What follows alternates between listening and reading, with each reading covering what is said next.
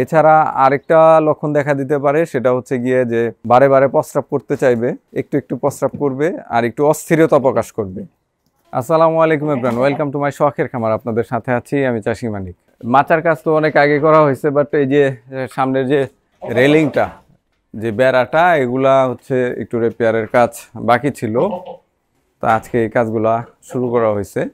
তো এটার আগে হচ্ছে দুই মাথায় অ্যাঙ্গেল ছিল না, এখন উপরে নিচে দুই মাথায় অ্যাঙ্গেল দিয়ে দিচ্ছি যাতে করে এটা অনেক মজবুত হয়। আশা করি এভাবে দিলে অনেকটুকু মজবুত হবে। এই যে অ্যাঙ্গেল দিয়ে ফ্রেম লাগানো হচ্ছে, এই ফ্রেম উপরে নিচে লাগানোর পরে দেন হচ্ছে গিয়ে আমরা পরবর্তীতে এটা ঘষে রং করে দিব, তাহলে দেখতেও সুন্দর লাগবে এবং স্থায়িত্ব অনেক বেড়ে যাবে। এই ছাগিটা হচ্ছে হিটে আসছে, নতুন ছাগি। যারা নতুন ছাগল পালেন তারা কিন্তু এই বিষয়টা অনেকেই জানেন না যে ছাগল হিটে আসলে কি ধরনের সিমটম দেখা যায়। সাধারণত আমাদের দেশি যে ছাগলগুলো আছে, স্পেশালি হচ্ছে ব্ল্যাক বেঙ্গল, তো ব্ল্যাক বেঙ্গল ছাগল হিটে যখন আসে তখন কিন্তু প্রচুর ডাকাডাকি করে। বাট এই যে দেখেন, এই ছাগলটা হিটে আসছে, কোনো ধরনের ডাকাডাকি কিংবা শব্দ করতেছে না।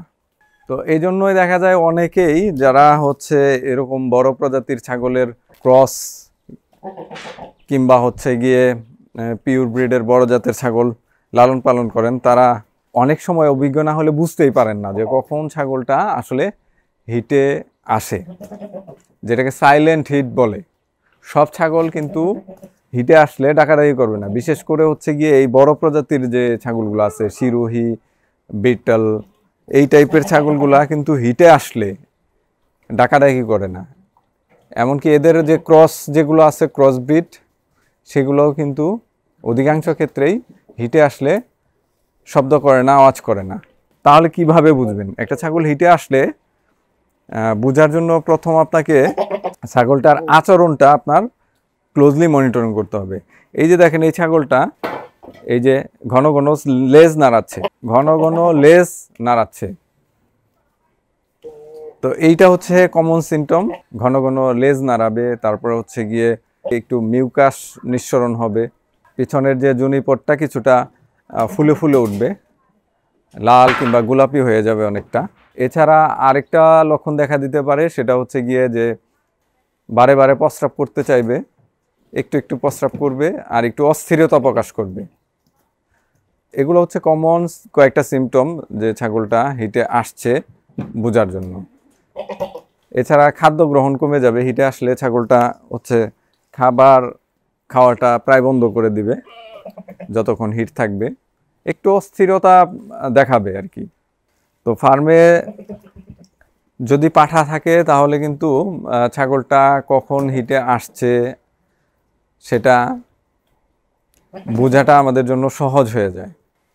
আর একসাথে আমাদের মতো এরকম ছেড়ে রাখলে তো কোনো কথাই নেই, ওরা নিজেরা নিজেদের মতো মেটিং অর্থাৎ প্রজনন করে নেবে। তো অনেকেই এই বিষয়টা নিয়ে কমপ্লেইন যে ছাগল হিটে আসে না। আসলে হিটে আসলেও অনেক সময় আমরা সঠিকভাবে বুঝতেই পারি না ছাগলটা কখন হিটে আসছে। এবং হিট মিস করারও যে বিষয়টা থাকে, সেটাও কিন্তু হিটটা সঠিক সময়ে ডিটেক্ট অর্থাৎ শনাক্ত না করার কারণেই বা করতে না পারার কারণেই কিন্তু হয়ে থাকে। তো একটা কমন প্রশ্ন আবার অনেকে করবেন যে ছাগলটা কখন হিটে আসলে কখন প্রজনন করাবো, অর্থাৎ হিটে আসার কত ঘন্টা পরে। তো সাধারণত হিটে আসার 10 থেকে 12 ঘন্টা পরে হচ্ছে গিয়ে প্রজনন করাটা উত্তম। এবং হচ্ছে ওই সময়ে প্রজনন করালে যেটা হয় যে হিটটা মিস হওয়ার সম্ভাবনা কম থাকে। তো সহজে কিভাবে বুঝবেন? যদি মনে করেন যে বিকেলে বা সন্ধ্যায় আপনার ছাগলটা হিটে আসে, তাহলে সেটাকে পরদিন হচ্ছে আপনি প্রজনন করাবেন, অর্থাৎ পরদিন সকালে। আবার যদি কোনো ছাগল দেখেন যে আপনি সকালবেলা বা ভোর রাতে হিটে আসে, তখন সেটাকে আপনি বিকেলবেলা প্রজনন করাবেন। সেক্ষেত্রে কিন্তু হিট মিস করার সম্ভাবনা কম থাকবে। তো অধিকাংশ ক্ষেত্রেই কিন্তু এটা আমরা খেয়াল করতে পারি না যে কখন হিটে আসলো, সেক্ষেত্রে একটু ঝামেলা হয়ে যায়। এবং অনেকেই যে কমপ্লেনটা করেন যে, বা যেই অভিযোগটা অনেকেরই থাকে যে ছাগল হিটে আসছে, প্রজননও করাইছি, বাট হিট মিস করতেছে। তো এই সমস্যাটা হয় কিন্তু হিটের যে ম্যাচিউরিটিটা যদি পুরোপুরি না আসে, তখন যদি আমরা প্রজনন করাই সেক্ষেত্রে কিন্তু ওই প্রজননটা কাজে লাগে না।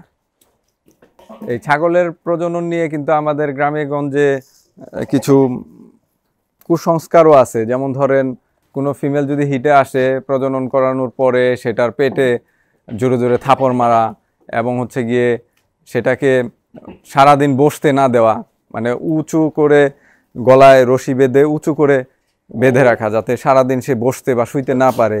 এবং অনেক অঞ্চলে তো দেখা যায় যে সেটাকে সারাদিন, ফিমেলটাকে সারাদিন খাবারও দেন না। তো এইগুলা কিন্তু সবই কুসংস্কার।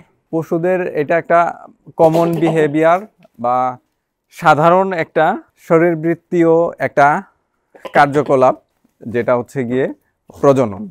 তো এইটাকে নিয়ে কুসংস্কার কিংবা হচ্ছে গিয়ে এই ধরনের আচরণগুলো করা কোনো মতেই ঠিক না। যেমন ধরেন, সারাদিন আপনি ওকে না খাইয়ে রাখলেন, এটা কেমন কথা হইল? হিটে আসলে এমনিতেই হচ্ছে গিয়ে ও খাবার গ্রহণ কম করে, তো সেইখানে প্রজনন করার পরে যদি আবার ওকে সারাদিন নাই খাওয়ায় রাখেন, তাহলে তো ও আরো দুর্বল হয়ে যাওয়ার সম্ভাবনা থাকবে। আবার হচ্ছে উঁচু করে বেঁধে রাখা, এটাও কিন্তু খুবই একটা বাজে ব্যবস্থা। তা আমাদের ছাগলের ফার্মের এই 8-9 বছরের ক্যারিয়ারে আমরা কখনোই এরকম কোনো আচরণ করি নাই ছাগলের সাথে। আমাদের সেই ডে 1 থেকে, ফার্মের শুরু থেকে কিন্তু ছাগল সব একসাথে এরকম ছাড়া থাকে, প্রজনন যে যার মতো করে নেয়। যখন ফিমেল হিটে আসে, মেলটা অর্থাৎ ব্রিডিং বাঘটা কিন্তু হিটটা শনাক্ত করতে পারে, তখন তারা নিজেদের মতো করেই প্রজননটা করে নেয়। সেখানে আমাদের নিজেদের কোনো হেল্পের প্রয়োজন হয় না, কিংবা কখন হিটে আসলো কখন আসলো না সেটাও আমাদের দেখার বিশেষ কোনো প্রয়োজন বোধ করি না আমরা, এবং দেখিও না। তো আজকে এই যে ফার্মে আসছি কাজ দেখার জন্য, তো সামনে পড়ে গেল, সেজন্য হচ্ছে গিয়ে ভিডিওটা বানাইলাম। এটা আসলে কোনো প্রি প্ল্যান ভিডিও না। অনেকে আবার প্রশ্ন করতে পারেন আমরা ডাটাটা কিভাবে মেনটেন করি। আসলে কবে হিটে আসলো সেটা দেখে আমার লাভ নাই। হিট অনেক সময় মিসও করতে পারে, বা এত খেয়াল রাখা যায় না, যেহেতু সব ছাড়া থাকে, রাতে হিটে আসতে পারে, দিনে হিটে আসতে পারে, তো এত কিছু খেয়াল রাখা পসিবল না। তো আমরা যেটা করি, ছাগল হিটে আসার পরে আমরা কবে হিটে আসলো সেগুলো কোনো দিনই মেনটেন করি না। যখন হচ্ছে গিয়ে ছাগলটা বাচ্চা দেওয়ার ডেটটাতে আমরা হচ্ছে গিয়ে ওই ছাগলটার ডাটা এন্ট্রিটা কমপ্লিট করি, মানে বাচ্চার জন্ম, ওজন এবং অন্যান্য প্যারামিটারগুলো আমরা হচ্ছে ডাটা এন্ট্রি করি। তাহলে কিন্তু আমরা বুঝতে পারি যে একটা ছাগল আসলে কতদিন গ্যাপ দিয়ে দিয়ে বাচ্চা দিচ্ছে। তো আশা করি এই ছাগলের প্রজনন নিয়ে আপনাদের যত ভুল ধারণাগুলো ছিল কিছুটা হইলেও নিরসন হবে এই ভিডিও দেখার পরে। একটা প্রাণী পাললে আপনার অবশ্যই জানা উচিত প্রাণীটার প্রজনন, স্বাস্থ্য, পরিচর্যা, বাসস্থান, খাদ্য, এই সমস্ত যাবতীয় বিষয়গুলো আপনাকে পুরোপুরিভাবে সায়েন্টিফিকভাবে জানা উচিত। কে কি বললো, কুসংস্কার, অমুকের কথা তমুকের কথা, এগুলো না শুনে বিজ্ঞান ভিত্তিক ফার্ম করার চেষ্টা করুন, তাহলেই ইনশাল্লাহ সফলতা তাড়াতাড়ি আসবে ইনশাল্লাহ।